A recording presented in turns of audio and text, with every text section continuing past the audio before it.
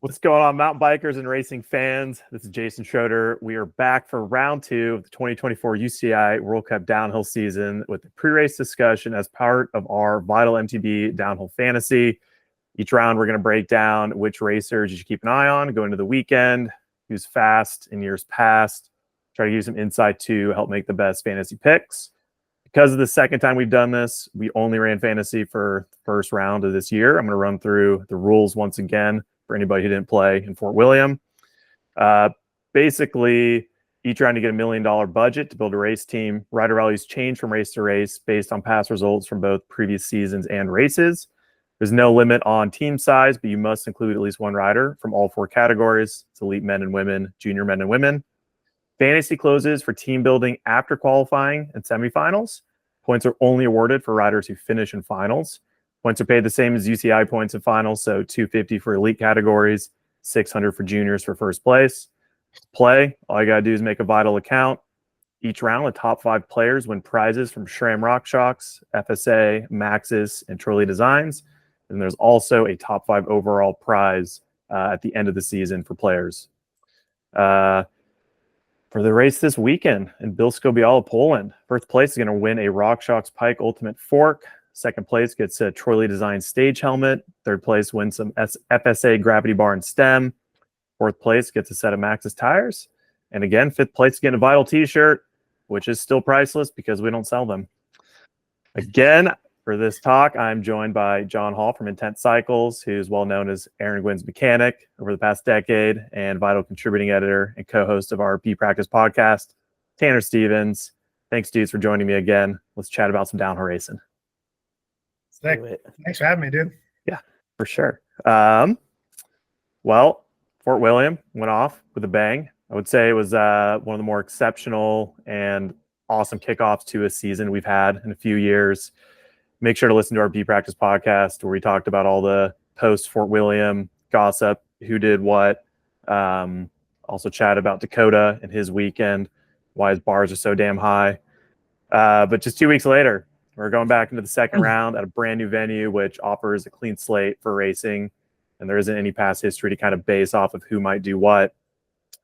Before we kind of get into talking about things, John, from you going to a bunch of races over the years and going to new venues probably a handful of times, how do you go about setting up a bike on a whole new track? Where do you decide to start? What do you think is like the hardest part just for racers showing up this week? I'm a big fan of consistency, and consistency builds confidence. Confidence equals speed. So in terms of setup, like I never encourage doing anything crazy. Literally the biggest thing, so showing up to a new venue is the most important part for me was walking the track. Over the years, I wouldn't always do track walk at familiar venues. So Fort William, Leogang, Val d'Isole, like the ones you've walked 100 times, it's like I kind of know those ones, but every time at a new venue, I always made sure to walk it. And I'm not spotting lines. I'm not doing anything like that. For mechanic, it was just my reference points. So I knew what Aaron was talking about when he came down about a certain section or how the bike was feeling. In terms of setup, after track walk, it was just determining what tires we wanted to start on based off of current conditions and potential weather changes. So we would be watching the weather, what weather was going to be doing on the first day of practice. And so it was like, well, okay, if it's dry, we're going to start on these. But rain in the forecast, have a set of mud tires set up, that kind of thing, or maybe a combination of the two. And so that was really all we would do for setup. I think it's a big misconception that every track requires a wildly different setup. And some, obviously, there's the riders that like to tweak setup a lot, but I think to build off that consistency and to build that confidence, we would always just start with previous settings. We did our homework in the off season, showed up to the first round, and typically we weren't that far off. And if we were, we had to get it figured out really quickly at the first round. So then you go into your next round, you kind of know, like, all right, like I'm pretty well set up. So aside from maybe a click or two, maybe a small pressure change or spring rate change in the fork or shock. Like no crazy setup changes. Just walk the track, figure out what kind of tires you're going to start on, and probably start on the exact same settings as you did the week prior. Or sometimes if you got away from those, your base setting quite a bit in your previous round, sometimes riders will just go back to that base setting and start there again. And so the key takeaway is familiarity. So whatever you're most familiar with. So usually that's the setting you came off the last track with is what you're going to be most familiar with. So you're just going to start there and tweak. Or if you got, like I said, if you got away from your base setting quite a bit from the previous round, then you're just probably going to go back and start at your base setting again. So yeah, but this track looks interesting for sure. From what we see, obviously the internet thinks they know best. Without They being do there. know best. Yeah, they do know that, right? It looks, at first glance, it looks very smooth, groomed, and lots of jumps and features. All of that looks to be true, but to be fair, that it's a brand new track. Like I would expect it to be perfectly groomed and prepped, and if it's their prerogative to have a lot of jumps and features, then sweet. It doesn't bother me any. Maybe that'll be exciting to watch, depending on where the camera angles are and all that kind of stuff. It could add for some cool stuff, some scrubs and some different little sidelines and things like that coming off the side of the lip or inside outsides and setups and stuff like that. So it could change some stuff. I know right now it doesn't look like there's a lot of roots or rocks, but again, it's a fresh track. I wouldn't expect there to be anything there yet. So I personally really like that. It's going to be really cool because now you have a brand new track that's never been ridden that professional riders get to burn the lines into. So now you get to see, it's like giving a professional artist a blank canvas, and it's like they get to cut the lines in, and we're going to get to watch where those develop and how they develop, and those guys are going to get to develop them themselves rather than coming into like a preset track that you've ridden 100 times and you know that you got to get set up outside to cut this inside and there's holes in this section, but they filled it in from last year, but whatever, it's going to get blown out anyways, and that kind of stuff. Like this, nobody knows what's going to happen here, how it could develop, if there's roots under there, if there's rocks under there. We can't tell. When we're walking a track, that we're checking, like you step on it, and if it's real soft, you kind of like kick it up a little bit. You're like, okay, like there's some spider web roots under here. All of this is going to get blown away and bomb hold out. Like, be ready for that. So I think it's bitching. Of course, like I said, of course it's smooth and prepped and everything's perfect right now because it's a brand new track and nobody's ridden it. But let's see Chris Kilmurray's before and after photos. The first shots from track walk, and then he'll go walk the track after the race. And let's see what those holes look like and some of those sections look like after 250 riders go over it for a week. Yeah, it'll be I was just looking up the weather right now because I had it, and it looks like there's a fairly good chance we'll get at least some moisture falling throughout the week, which only adds to all of that. It's a whirlwind. Yeah, right. It was crazy to be, it seemed like most of Fort William this year was dry as could be, like the driest Fort William ever. And your point about walking the track and it looks all smooth right now, Fort William looked pretty smooth on track walk day this year. And by the time they raced it, it was disgusting. Yep. So yeah, they do that at Fort William and Battle Soul a lot. Last year at Battle Soul, they trucked in to, I swear, 1,000 yards of dirt, like, and just filled holes. There were stumps that were like 3 feet tall that were like 6 inches tall in some spots, dude. Like they filled it in, and by the end of the weekend, it was just an absolute heinous, dude, disgusting. Holes everywhere. And they do the same thing in Fort William. It starts nice, but it gets beat up. Yeah. The dirt looks pretty dark as well. So I think too, it looks like, I mean, it's Poland, right? It's Eastern Europe-ish. And so it got that real black, brown, dark dirt. Yep. That rock old soil. Yep, old soil, that rock underneath of it. I think there's going to be, from the looks of it, a lot of roots, but again, not there. So it's really tough to tell without walking it and seeing it personally. So tough to make that judgment from where we're at. I think it'll get rooty in the lower bits, like pretty quickly as well. Yeah. I think it'll be cool. It'll be, like I said, it'll be smooth, and it's going to change very quickly. So I think that's going to be one of the keys as these riders progress through practice and qualifying is that track's not going to be the same as it was their previous run, whether it's practice or they're going to get their practice in the morning before qualifying. And that qualifying run, something's going to be drastically different. It's that fresh of a track, and things are going to change very quickly. So that's going to be the challenge is adapting quickly, I think. So that'd be my guess. Yeah, I think the contrast between the smooth jumps more so and then those fresh wood sections is going to be kind of hard to manage on the bike setup side of things. Do we think with how much electronic suspension stuff we saw at Fort Bill, even though we've only looked at like some videos of the track and mostly photos thus far, it kind of seems like we'll see people running flight attendant, the Öhlins lockouts, the same thing again to your point, Tanner. Like it'll be jump heavy, bermy, bike parky in sections, and then it looks like when it does get more loamy raw, it also gets maybe a little bit steeper than the rest of the track. It'll be, I don't know. I'm curious what your take is on that too, John. Like electronics and everything is making its way into suspension these days. I love it. I'm a tech guy. It's Aaron and I were fighting for lockouts and pedal platforms, dude, for every single year.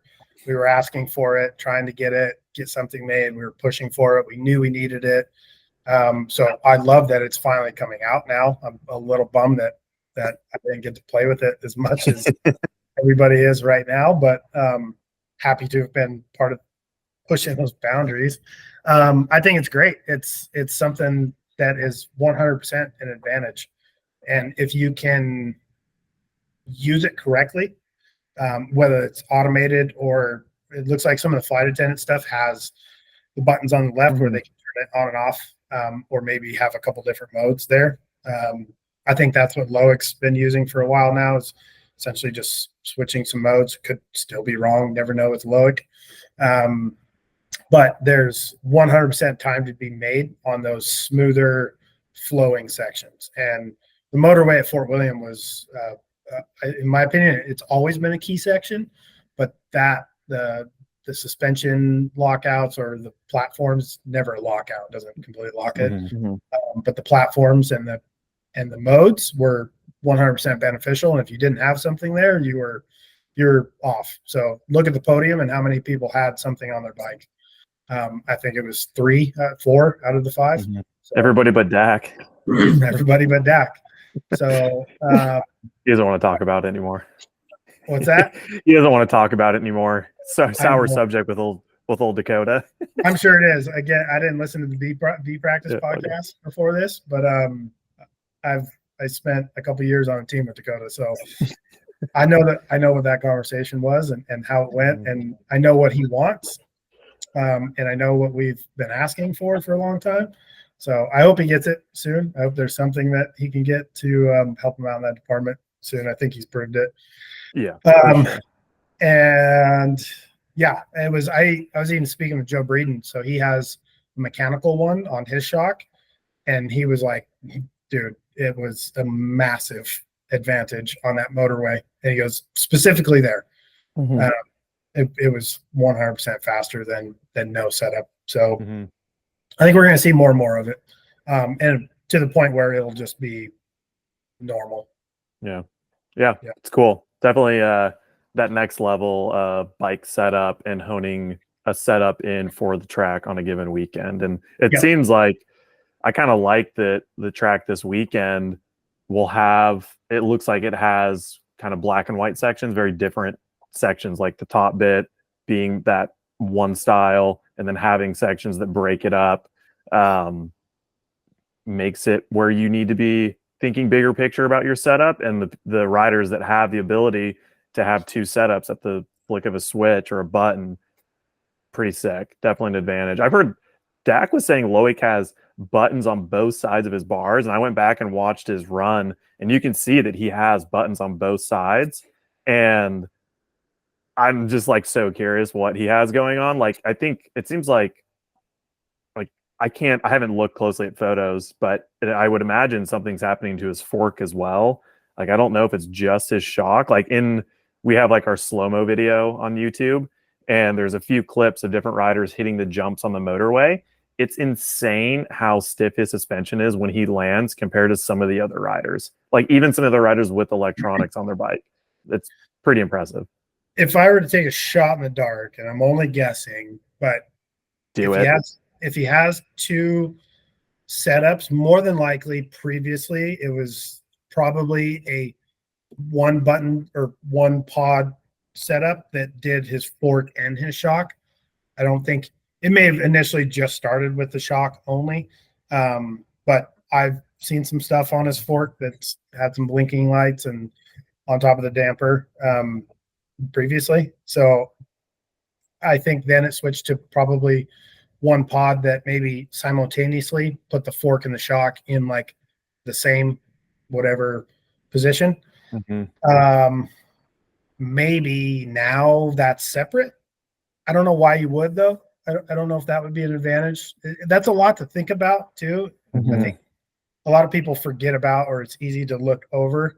There's so much going on in your race run, and so it's another testament to how good Loic is with that stuff. You have to be so switched on and aware of when you're going to be pushing a button, what button to push. That's why they're so big and different colors and in a specific pattern, and why he always runs it when he's testing is so he's constantly used to it. He's not just putting it on for a race and having to learn it. That's the biggest thing. When Aaron and I tested it, it was he would put it on and then forget to shut it off and like have his shock be active again. And then I remember specifically, I think it was Australia one year, and we had it a lockout on there or a pedal platform, and he clicked it on for the section that he wanted it for.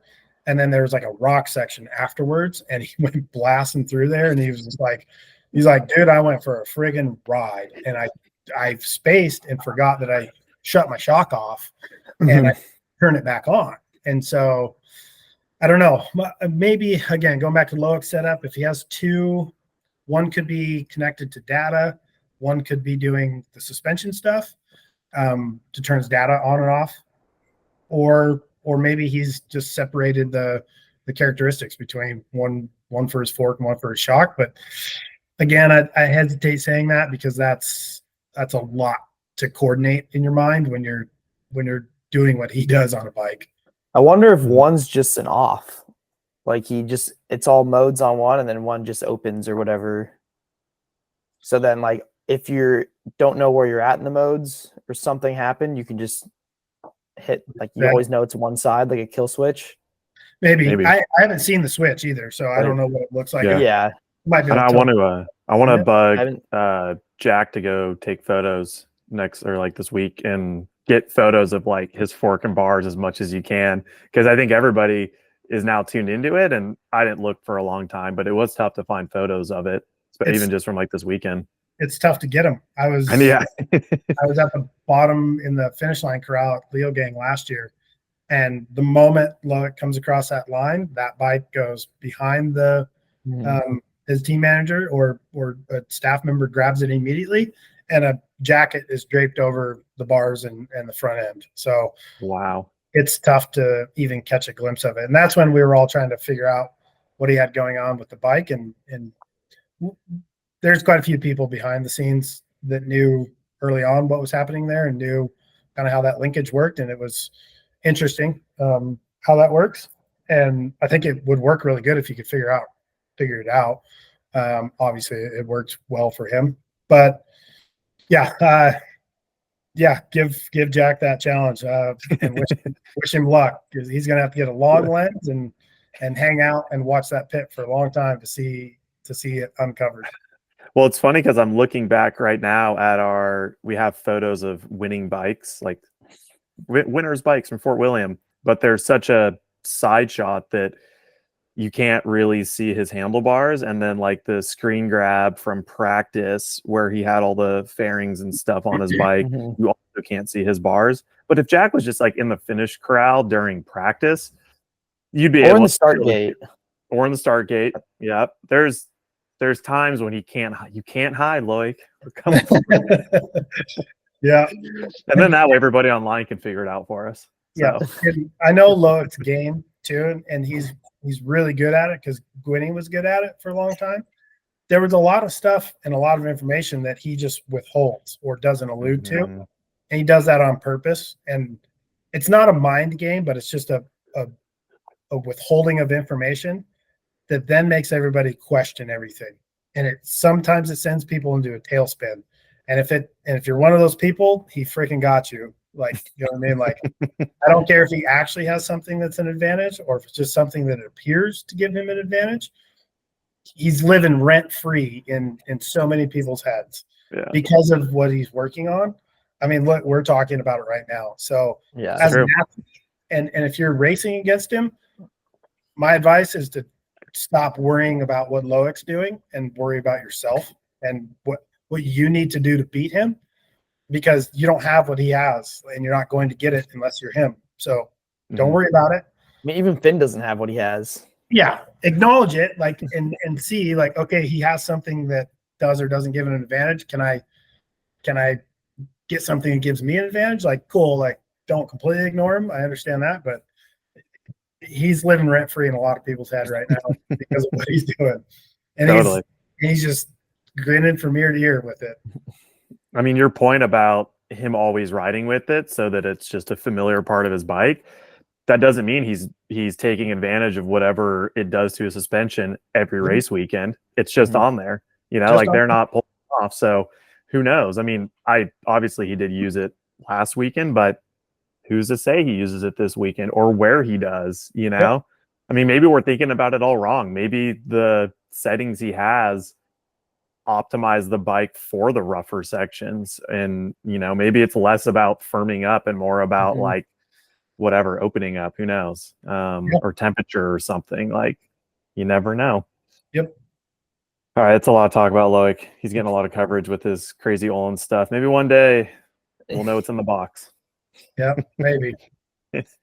Cool. I think that pretty well covers the track. By the time people are listening to this, there likely will be early GoPros coming out, and it will be really fun to watch it develop throughout the weekend. And I think it'll play into riders' favors that are more experienced with just the whole race weekend and the limited time and taking advantage of those 6 to 8 runs you might get, where probably will be tough for some of the newer juniors, even just first year elites that are trying to get up to speed and learn a track. I was thinking about that point almost exactly the other day about when I was thinking about things I could talk about. And that was, yeah, you pretty much nailed it. That is going to be a factor more than, say, like Fort Williams factor was that it's so long, so physical, so tough, right? But there are, you heard Asa, he said he sat there on the couch for 2 weeks and studied GoPro. There's that much footage of that track where he knew before he showed up every single rock, every single line, and everywhere he needed to go to be fast from every winning run, more than likely. So with this new track in Poland, nobody has that. It's a blank slate.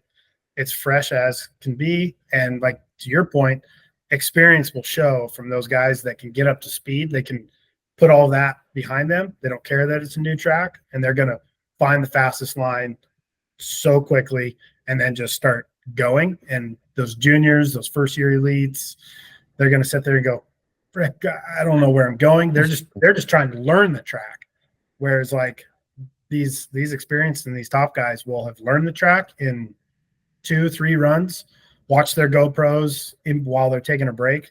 They're getting the bike worked on, and they're going to watch the run again. And then they're going to go up, they're going to do another run, they're going to GoPro it, and then they're going to get a change done, and they're going to watch their GoPro again. And so they're watching and doing it every run. Yeah, learning it. It's going to be a challenge. Yep.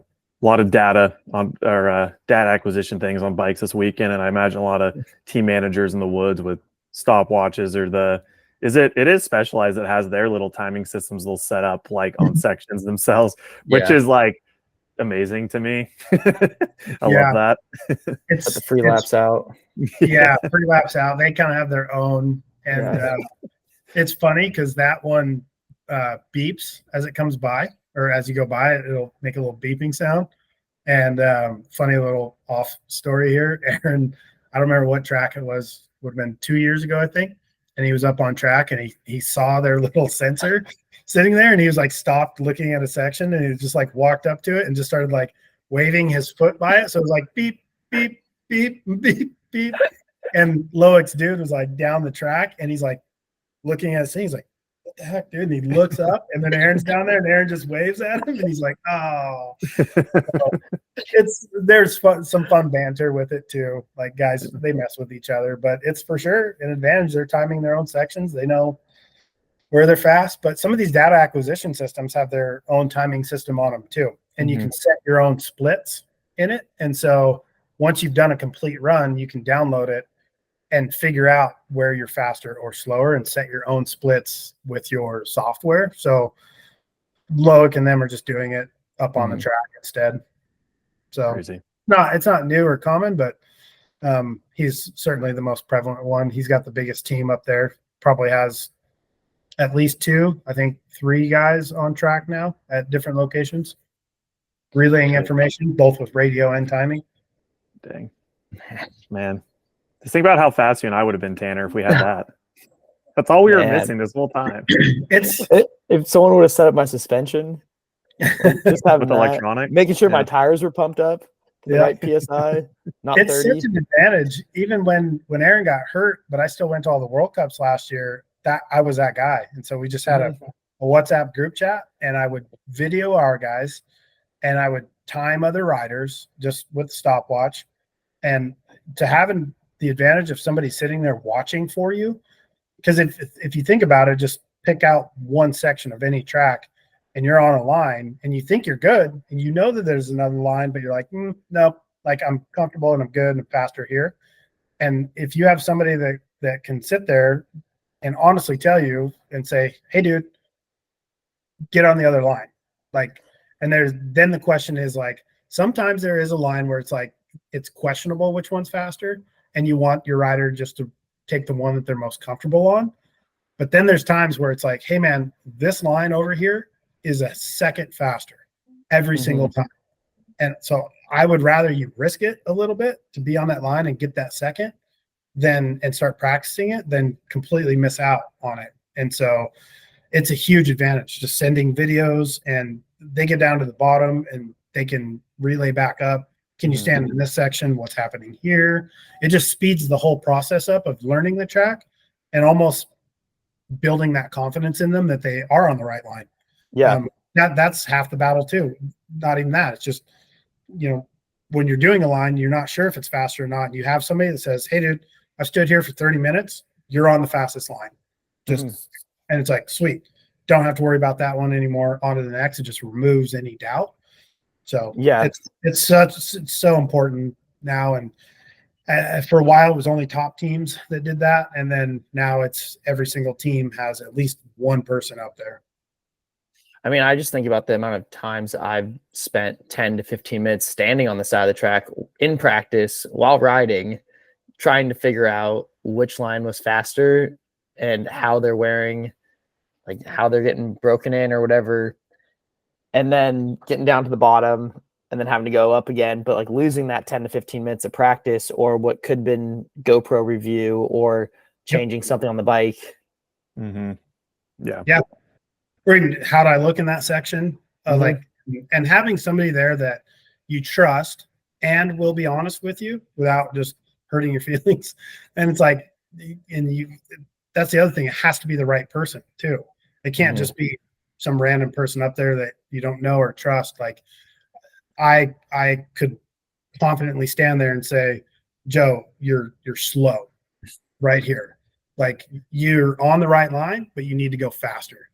And Joe goes, thank you. I wasn't sure if I was going fast enough there or not, or where I could push. Knowing that I need to push there answers that question and he can go. You Yeah, know what I mean? sometimes you don't even know that you can go faster through a line. You 100%. think you're going as fast as you can. Yep. Yeah, and then you show them a video and you go, look, here's Lori Greenland. Watch this. And you go, oh, I didn't even know I could go that fast. Okay. Like, that's no problem. I just wasn't going fast there. So it helps with all that kind of stuff too. It's in my opinion, it should be a paid position on every single top team. Yeah, no kidding. Yeah. Well, there's gonna be a lot of those people floating around this weekend. Yes. Yeah. Well, moving along. Few injuries to add to the list, unfortunately, that won't be lining up this weekend after Fort William. Lucas Cruz, unfortunately, broke his femur at Fort Bill, and he's already had surgery. It sounds like he's at least on the road to recovery. It sounds a little rough at the moment, but hope all that goes well. See him back in time when he's ready. Chris Hauser had like a gnarly tree slam in practice that was dude, violent, very violent. I'm glad somehow he only dislocated his finger, but he ended up, say only because that's a tough one to hold on to bars with, but he didn't race in Fort William, and not sure if he'll be back for Poland. Seems like there's a pretty good chance we'll be lining up this weekend. So, and the other big one on Instagram, did he post he'll be something? back. Yeah. Sick. Yeah, I would. Yeah. I was gonna say that tree that Chris hit, like, doesn't need to be there. That thing has been a menace for a few years in that section. Every time we've ran that section, like, we walk the track and we come around, we're like, dude, can we please move the tree? It does like it is a definitive choice to go left or right of it. And if you're hesitated at all, that's what happens. Yeah. Or if you get offline like a tiny little bit, like it's just there to hug you. And it's not pretty. Yeah. That's a weird one. I can't think of like too many other tracks that you split trees at too many moments. So there's a few there, but it's like it's no problem because you're coming down the straight, you see it, you know it's there, and you're committed like that. Like it's kind of just like you come out and it's like there, and it's like you got to be set up and ready for it. So at least there's a pad on it. True, very true. In the U.S., there'd be no pad.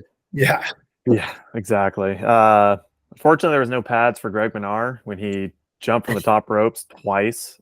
And Greg, dude, I know. Like I said in the B Practice podcast, like easily the biggest bummer from the weekend with so much hype behind his team change and the new Norco bike and just everything surrounding it. And the latest update as we're recording this is he's a grade 3 shoulder separation with bone shards in his AC joint, which to me sounds like your season's over for a bit. But apparently he's going to try to come race in Poland. He's going to see how it feels leading up to it. And I guess on one hand, I understand that. Like he's got a lot behind him. There's a lot of momentum that he's built with everything he did in the off season. So it's got to be so hard to come out. I mean, obviously with Lucas getting hurt as well, like tough hits for that team. Yeah, I mean he's going to give it a red hot crack no matter what. It's potentially his last season, and so he's not going to go out on the first round like that. If he can muscle through it or get through the pain, they're going to have to tape the ever-living crap out of it and to hold it in, knowing that injury. But as he said in his post, he's had that injury before. It's nothing he hasn't dealt with. He knows the recovery process. He can deal with it. So as long as he can ride, it's difficult to ride at your potential with that injury. But this will be, I mean, of all tracks, if it's as smooth as it looks, depending again how it develops, like it could be the best track for him to ride and then go into another couple weeks break. And if he can just use that time to recover, or he sits this round out and determines he can't ride, and then he's got a good solid 4 weeks, like good 4 weeks of recovery. So we'll see. It's not the last we'll see of him this season though. Yeah. No, he for just sure. needs to put that Lucha Libre mask back on and come out from the top ropes safely next time. Those are super big slams there too, and it's like in the 2 sections that you just don't slam like at all. Yeah, not sweet. Well, pulling for you, old Greg. I want to see you out there. I had a few notes here with just fantasy things after the first round because there was people chatting on in our forums about it a little bit. I want to clarify again. You can add as many riders to your team as you want. You just have to have a rider from each category. So there's strategy involved there. There's strength in numbers. There's trying to pick some winners and maybe backfill it with some other people that might have standout weekends. But use all of your $1 million budget you have. You can build as many people as you want. Spomer did tell me that he is going to adjust pricing for this second round to make it more appealing to actually pick people that are going to win the race, because for the first round, there was a lot of strategy. You have like 70 riders to pick from for finals, roughly 75, something like that. And I think like all the people that had the best or the most points after the first round, I don't think anybody had winners from the elite classes on their team. So trying to balance that out to make it more lucrative to actually add someone like a Valley Hall or a Loic Bruni to your team, as well as be able to pick people that are going to be like 30th to 20th or top 10 in the women's field, whatever that might be. So we're open to suggestions and changes. We have reasoning behind most of the things we're doing. Same as kind of our whole pre-chat about the UCI and holding events and all that. Like a lot of people are bringing up that it changes the gameplay, closing it after qualifying in semifinals. Like there's no reason to pick wild cards on your team because you can wait and see how everybody's doing. The counter to that is that if we close after qualifying with qualies and semis on the same day now, that time is changing in the world at each round, depending on where it is. If you're in North America, that means that you'd have to get your picks in by like 3 or 4 in the morning, the day of qualies and semis. And then with weather, it's just unpredictable knowing if there will be a schedule change. It's a lot easier for us just to be 12 o'clock or whatever it is at night before finals day. That's when you got to get your picks in. Personally, I think that gives you the opportunity to like see how people are trending throughout the week. And Fort William's a good example. There weren't obvious picks. There was hopefuls, but not the same person won qualifying, semis, finals, time training. It's different people. People get scattered, and there's still a lot of names to pick from. Tanner, you had a good point of it's fun to have more horses in the race, and it's good to know that the horses you pick are actually in the race. So get creative with it. You could try to do, I'm going to pick all the juniors because they're a little bit cheaper, but they don't pay as many points. You could try to pick all the women because you're guaranteed top 10 is going to pay points, but there hasn't been a proven theory to this. I thought for sure I had the best strategy, and I'm like 200th place. So somebody out there thinks they have it figured out. Spomer he's like top 30 or something right now. What's really funny is what's that? Global top 30? Yeah. Yeah, he's like 35th after the first round. I just looked. I'm like 1,415th place global. And like better than mid-pack. I feel like I had a solid team. Right?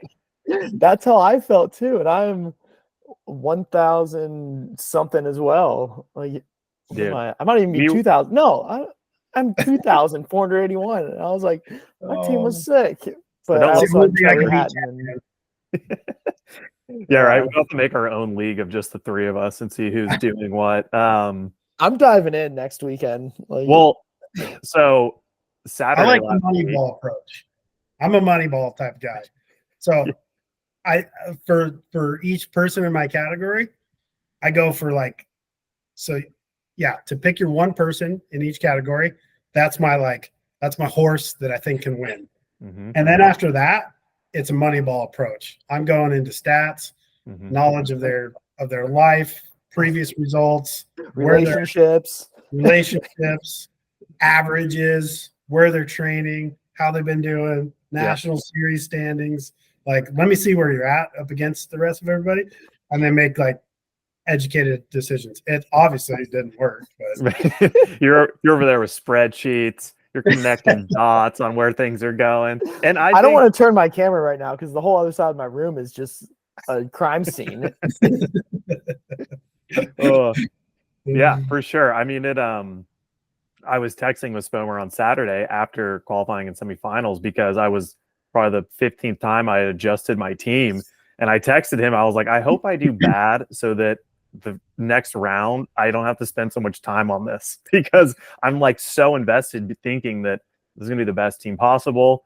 And he was like, you can't win. Like, none of us can win because people will think the game's rigged. And then he got 30 something. I'm like, better be careful, man.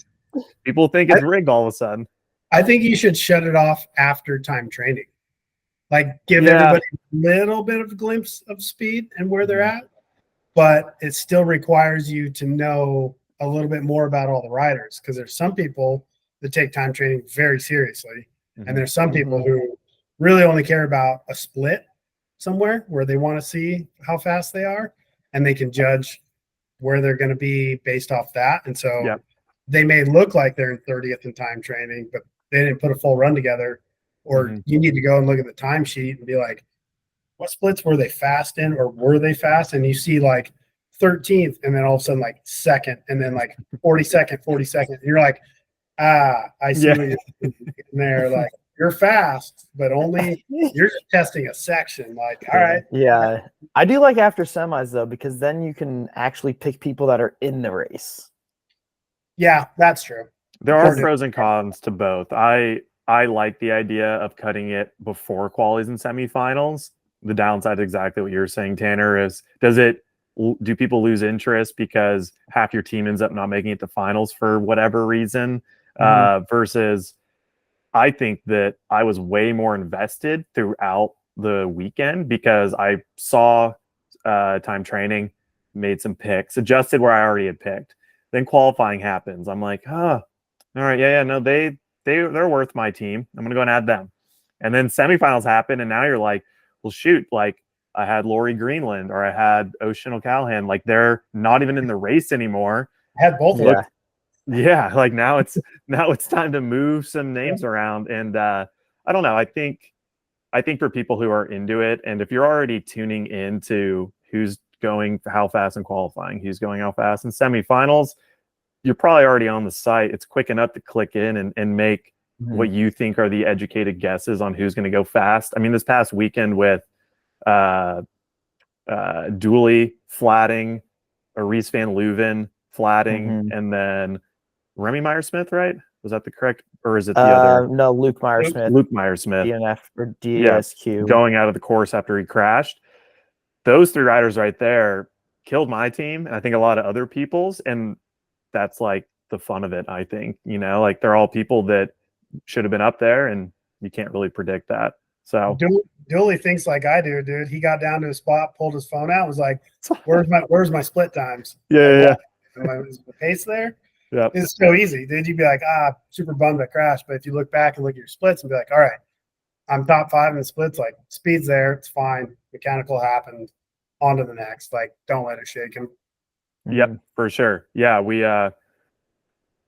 let's get into some talk. And I got to give a shout out to AREK, AREK, one of the users on site, because he was he's leading our B practice league right now. And I said I would give a shout out to whoever is currently leading it. Everybody in our B practice league is really good. Like, I'm still 25th. Like, most of the people in B practice are really, really good at picking people. Probably because of all. How do I get into this league? If you go to vitalmtb.com, I'm in it. I don't think I'm in the league. Go to fantasy at the top. There is leagues. I'm in 84th. There it is. There you go. And you can join. I'm joining right now. Aren't private, such as the B Practice League, or Spomers you can in create 4th. ones with your friends. What'd you say? Spomers in 4th. Man, he's a freaking sleeper, man. I'm telling you. Got some inside knowledge. Yeah, insider trading. You know, he's the one who picks the value of riders, so maybe there's something to it. We got some. Yeah, we got some hitters in this league.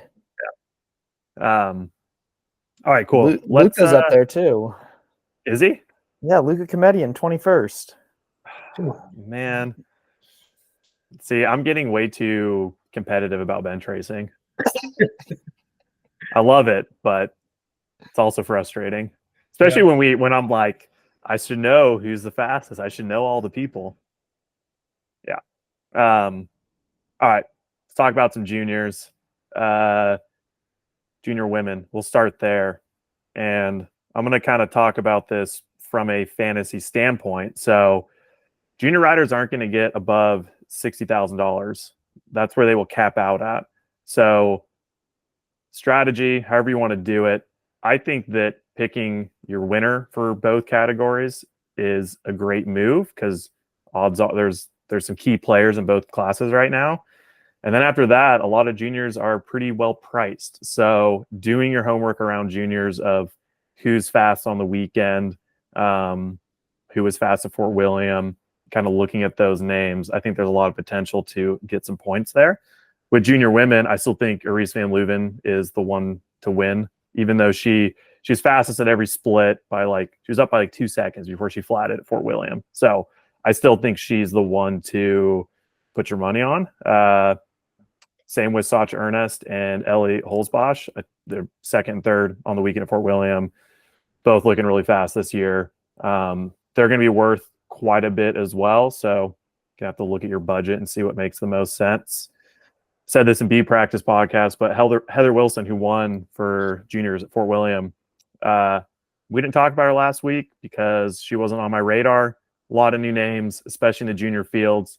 First race, first place for her. Big shout out. Sure, value will go up from last weekend to this weekend. So I still think she'll be somebody who's up there.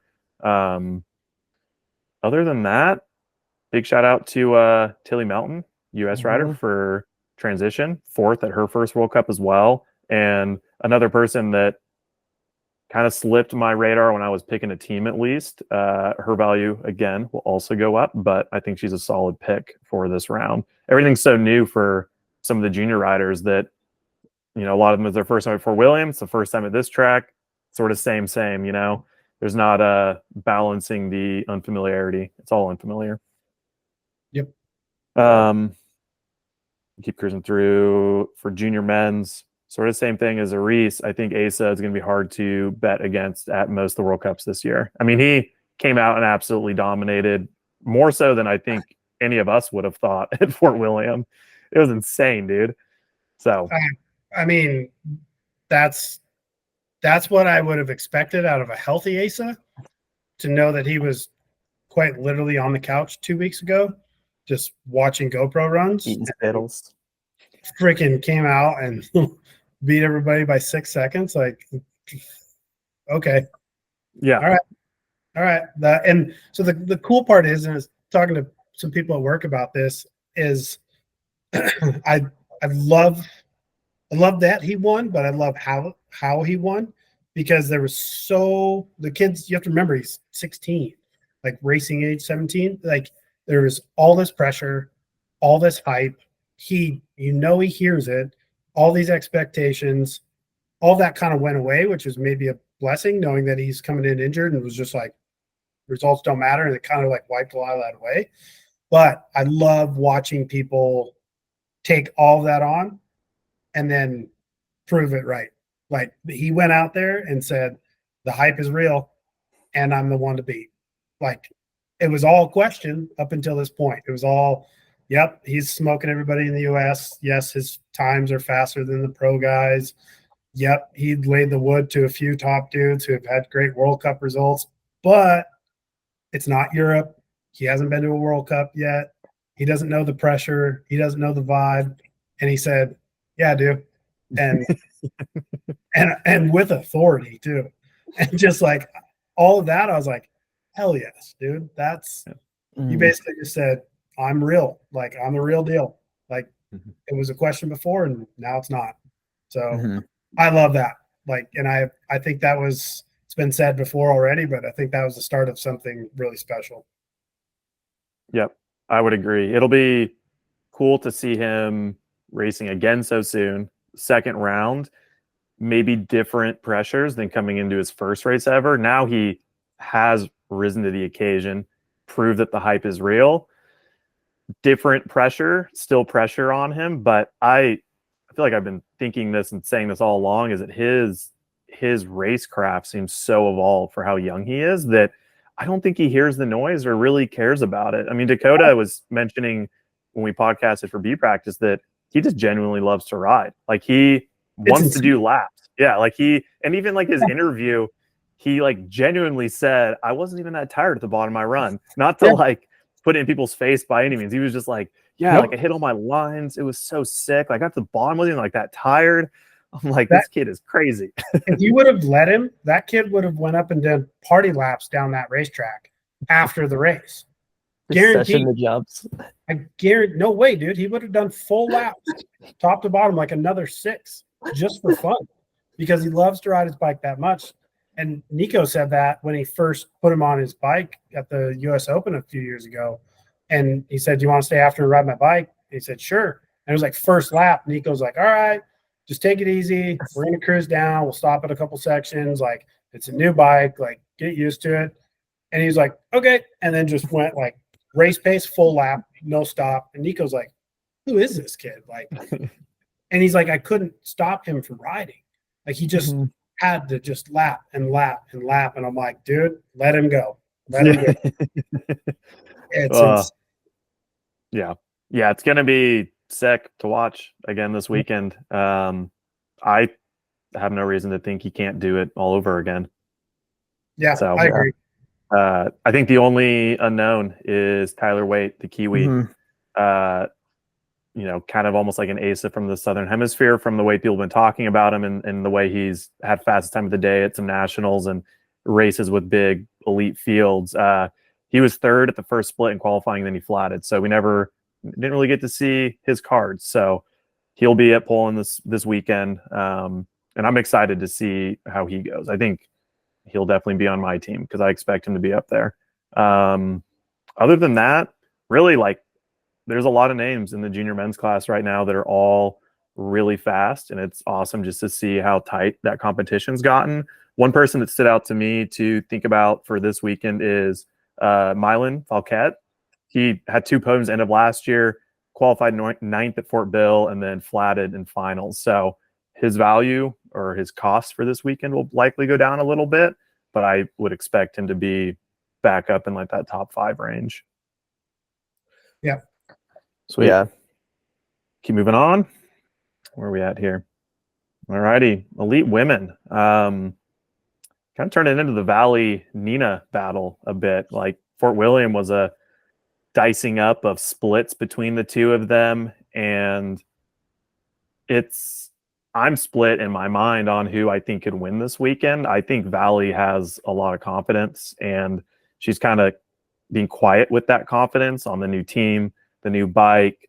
Like wasn't really too stressed over Fort Bill, came out and won and kind of proved that she's still the fastest elite woman right now. But Nina, Tawny, like I think Tawny will be somebody again that's up there. It's rad to see her fully back in form after the few years she had off. So yeah, interesting. I think elite women's feels a bit more kind of like the junior classes where there's some standout names. And then I think there's a big group of women that are battling for the rest of that top 10.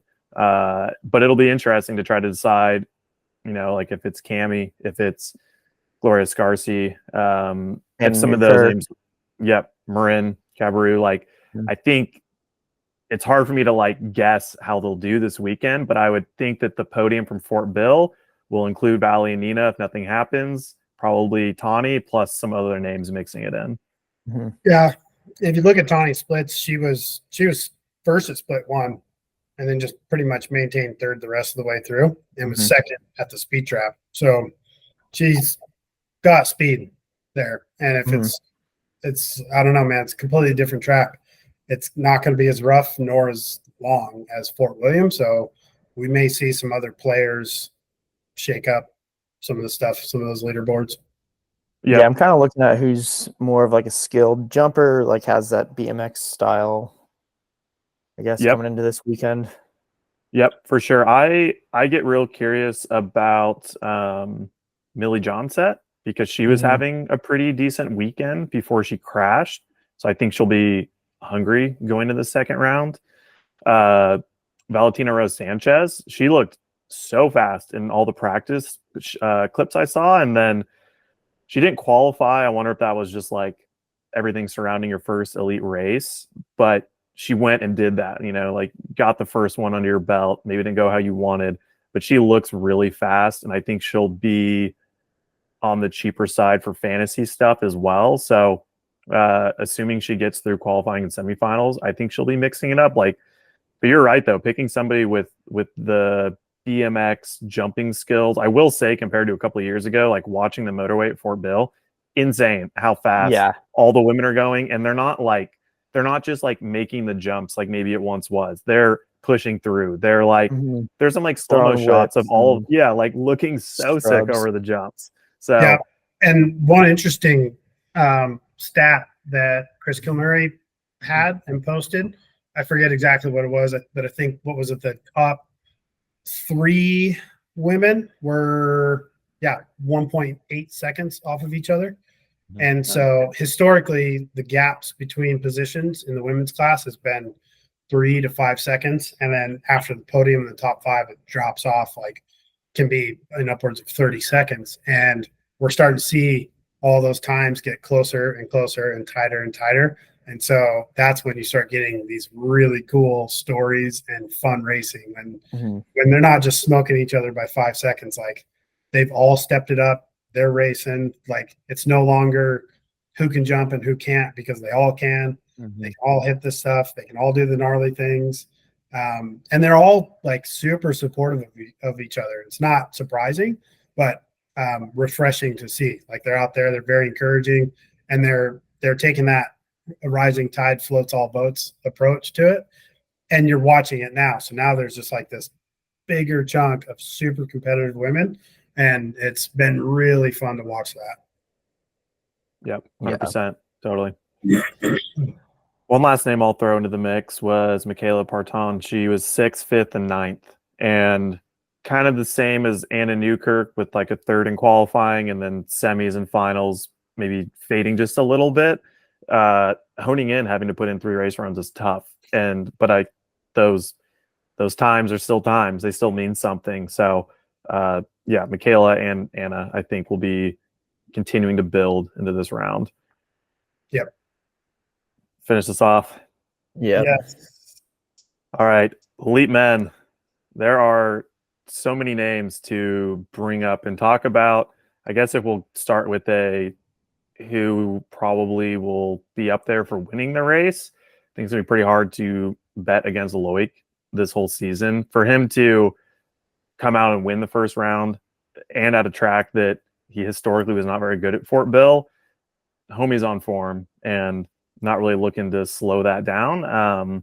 Troy was a little surprising to me, but only because I forget about him for some reason. Like I guess it was surprising to me that I didn't think about him, because when I look at him at Fort William, especially, great track record. He's like got to be one of the most consistent racers of all time. So to see him come out on a new bike, be in second, be stoked on it, like really hyped to watch him as well. Yeah. But dude, really, other than that, you get on the whole top 30. There's probably 15 to 18 riders that could definitely win. So that's part of the fun in picking your team as we go through qualifying and semifinals, and just who is vibing that weekend with the track and everything else going on. I will say there will always be some outliers, but that top 5 from Fort William are like, I feel like one of those 5 are going to win Poland. I like that. There's going to be somebody who comes out of left field, now that I've said that. But that's, well, who's the most likely out of left field people, do you think? Andy Cole is one. Loris. Yep, Loris. Greg's hurt.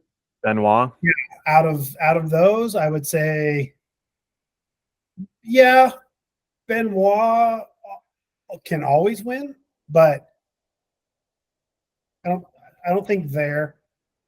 I think Andy or Loris are going to be real close there. Ronan Dunn maybe, but he's still looking for that real like breakout, so he's on that cusp. But I really think it's going to be somebody from that top 5. But because of how wild Fort William was, we're not even looking at Charlie Haddon, Lori Greenland, like those dudes who didn't make finals. So Bernard Tebow. Yep. So Angel. Ollie Yeah. Davis. Dude, it's mind-blowing. Concerningly long list.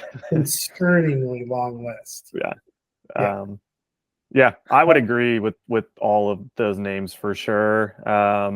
I think Benoit might be up there a bit more, just with him being 6th at Fort Bill.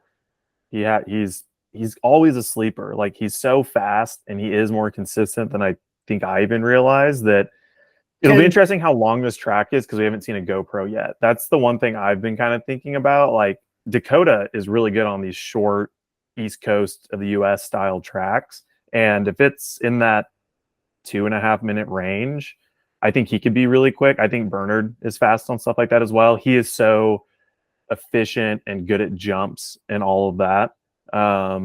Reese could also be somebody, Reese Wilson, that he's exceptional on terrain like that. And just having a fresh track where creativity might pay off. Yep. Yeah. Can you add a wild card to the fantasy league?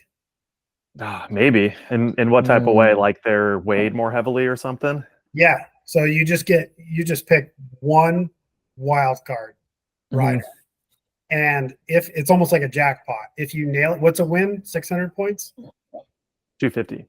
250? Or just finals. Just finals, yeah. For finals. So throw a wild card in there. And if they win, it's 500. Yeah. Okay. I like that. Or you could do it where the wild card is position based. Yeah, like, I was gonna say like a 10th place or something. Yeah, like it just changes every round. We have an internal fantasy league for Supercross at Intense, and that's what it is. So we have a wild card rider that's chosen. So say it'll be, I don't know, McElrath. And you have to choose what place you think McElrath will get. So you'd be like 12th. And if you nail it, we do Olympic scoring, so it's -5 points. And that's actually a really fun idea. So we could pick, it kind of encourages these conversations. So whoever we think our wild card is for this week, based off results last week, we could say Greg Williamson or Matt Walker, who, they're great riders and top 10 capable, but historically haven't been, but Greg's kind of been on the up and up. Or, you got a first year elite guy or new teams, like all the shakeups, and be like, all right, we could just say, I don't know. Yeah. Andy Cole was our wild card, and be like, I think Andy's going to get 6th. That's what I was thinking in my head was 6th place. Yeah. Then it avoids, picking your Loic for the wild card and like nailing an extra however many points, kind of like redundant. That would be a fun idea. I'm gonna pitch that to Spomer. Yeah. Do you want us to name it something like the Hall pick? Yeah. John Hall's wild card. I think that's a good idea. There's a lot of, even without there being a wild card, that even now, that's sort of the tough part is, like, I think about Loris. Like, Loris last weekend, to me, would have been a podium pick. Like, I'm picking him as my dude that I'm going to put a lot of money into, because there's a good chance he can win this thing. And he gets 8th. And I'm like, dang, that's freaking tough. Now into this weekend, I still think he's going to be on the podium again. Like, especially looking at this track, and it reminds me so much of Maribor, where he's always done well. It's like won there 2 or 3 times. He is good on jumps. It's like such a light little nimble dude. I think he could be up there. Like, him and Troy are some of my picks for sure. Dakota, I'll be really curious about, just with, he's incredible at jumping and being efficient and smooth and all of that. But also, like, I know his bar setup is catering to exactly what he wants at the moment. I'm just curious with, like, the flatter, pedally, keeping your bike low to the ground. He'll figure it out. I'm just curious how that all works. Dakota's one of those guys that isn't afraid to make adjustments. Yeah. So, okay. And I mean, extreme adjustments. Like, that dude will, if the track requires a lower bar setup, he'll put a lower bar setup. He'll flip those things around. Yeah, he'll go drop bar if he has to. Or like a spacer option or something like that. So I'm not too worried about Dakota adapting his setup to a track. He's never been one that's been shy about changing stuff. Some people like to just get comfortable and leave it and deal with it at each track. Dakota will not do that. He will optimize all the way up until he'll run something on race run that he hasn't ran all week and just go for He was it. talking about a line that he hit last week in race run that he hadn't hit all week, and he knew he had to change it after semis or after practice. I think the one line he was saying that after practice on finals day, he e-biked up to and looked at it and then hit it in his race run. Yeah. Like as last minute as it gets. Yep. But he can do that. That doesn't bother him. You know, he's used to doing that. There's some guys that if you told them like you have to change your line right after their final practice run, they'd be like, no. See, the thing about Dakota is that he's made a lifestyle out of this last minute thing. Like he's true. This is not just a racing thing. This is a lifestyle choices that he's made. He's working on it. It's more of a branding thing. You know, he's got to be on brand. Very on brand. Yeah. I think Lucas Shaw is like who I'm thinking is going to take it. Hasn't won a race, but he looks comfortable on that bike, and he's so talk about like efficiency. Him and Troy, those two a lot of times don't look like they're trying, but they're going real fast. I mean, Troy's a poster child for tucking in aerodynamics. Always has been. Dude, I remember the first World Cup I went to in 2013, watching him combine his race run and watching the way he was pumping things that I was just like standing up, rolling over. I was like, oh my gosh, there's so much more speed in this trail or track that I did not realize. He's insane with that. Yeah, 100%. He can get so low on a bike and tight, but it's always been a strength of his, and he knows it. And so if it's a fast track and he can build and find that speed, then yeah, for sure. Yeah. But look, like you said, or Luca. Oh, yeah. Yeah, I like your very first comment about the podium that we had from Fort William. Expect to see those names up there, because the more I think about him, I mean, Finn, we didn't really mention much in this conversation, but kind of goes without saying. I mean, he grew up in Whistler. Like, he can squash a jump and carry speed better than anyone practically. He'll be fighting right there with all. And he's hungry. Like, yeah. He's a powerhouse nowadays as well. Yeah. And he looks like he got like good. Dude, good yeah. Looked like he put some good stockiness on. It was a heavy off season. Big weights. I love it, dude. Looks strong. I love the contrast between his bike and front end height versus Dakota's. It's one of my favorite things, watching their run side by side and just two ways to an end sort of mentality, you know, like I think he's on 10 mil rise bars. Dude, yeah. No, it is crazy. Well, I think that gives people plenty of things to think about.